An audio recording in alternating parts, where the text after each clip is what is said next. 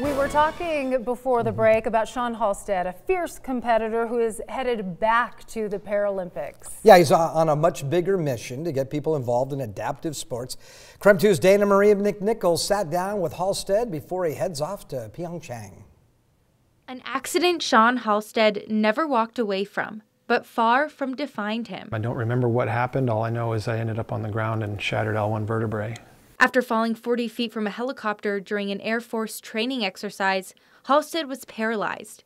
He thought his days on the slopes were over until the VA proved he didn't have to give up his passion. No, you got more. You know, sure you're in a chair, but that's not it. My first reaction was, you're totally nuts, because I know what being on a mountain is like. It's hard enough to walk around on the mountain. Why in the world would you want to do it in a wheelchair? Halsted said, no, it's not easy navigating a mountain with a disability, but after his first run on a sit ski, it totally changed his perspective. Adaptive sports has given me a life. 12 years after his accident and 12 years of intense training, he competed in his first Paralympic Games in both cross-country and biathlon.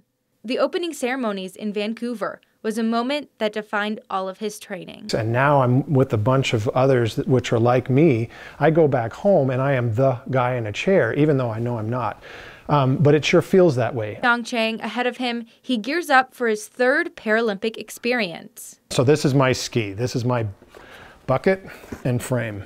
It's not just podium, it's what is my impact? I do it at this level because hopefully I can show somebody that they can do the same thing. I didn't like sitting on the couch, sitting in the bed, laying in the bed. I wanted life. A life he now shares with his 3 children and wife.